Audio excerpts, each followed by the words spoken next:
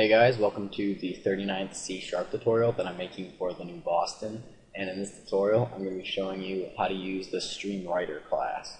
So all you're going to need for this tutorial is two buttons and a text box. And this right button right here is disabled on startup, and I'll show you why later.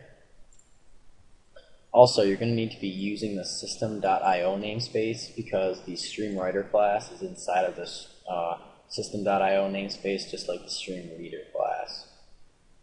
And right here we have a private string path, and that will be set equal to the open file dialog's file name, or the path to the file that the open file dialog opens. So then we can use this path later to create an instance of a StreamWriter. And also it enables button 2, or this right button right here, only when the user opens a file. So now when you click the right button, we're going to want to create a new instance of a StreamWriter. So we're going to do StreamWriter, SW for StreamWriter, or you can name it anything you'd like. Then set it equal to a new StreamWriter. Then do file.openWrite, because we are going to be writing this time and not reading.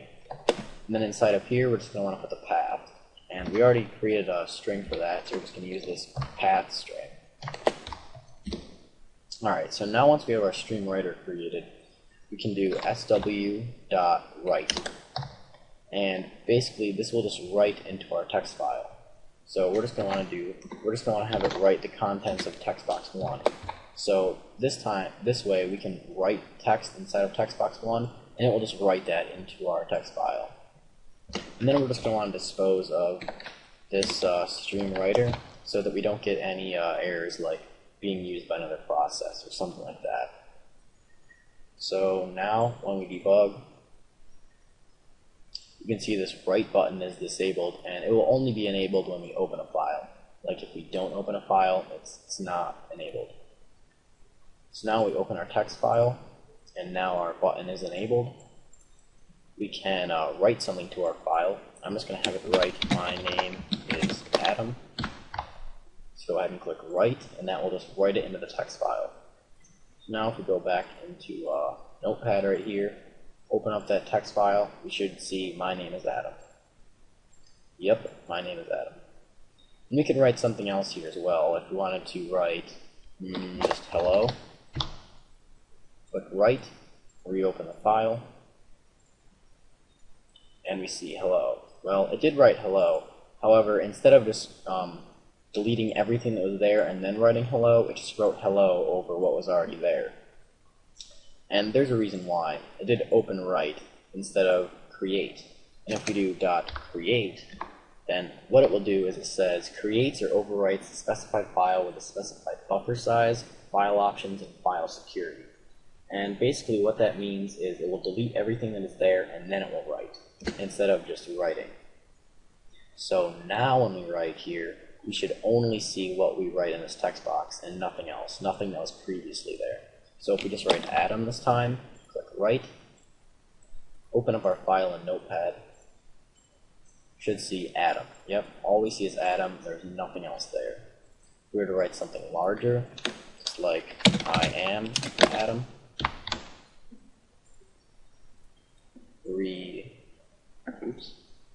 reopen that. Yep, we just get I am Adam. So now there's another method here besides just write. We can do .writeLine, and what this will do is it will create a new line. So we'll just have it write the contents of text box 1, and then we'll just have it write another line saying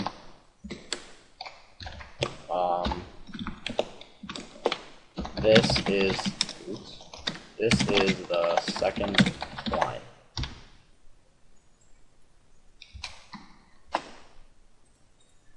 So now when we debug and write,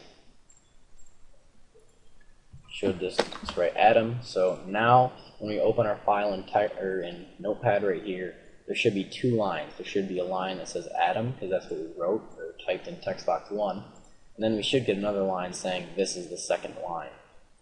So now we go to Notepad, open it up, get Adam, and this is the second line.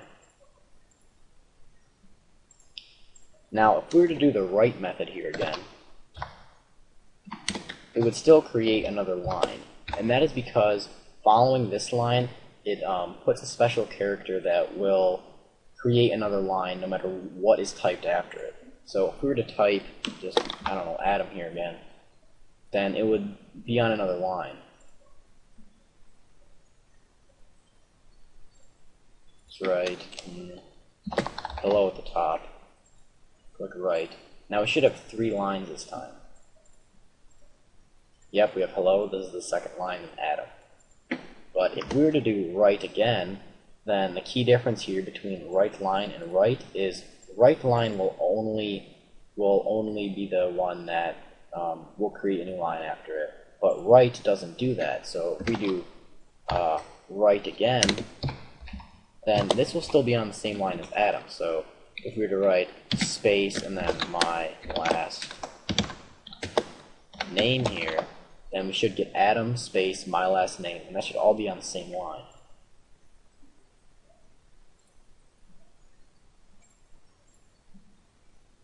Click write, we'll just write hello at the top again. Click write.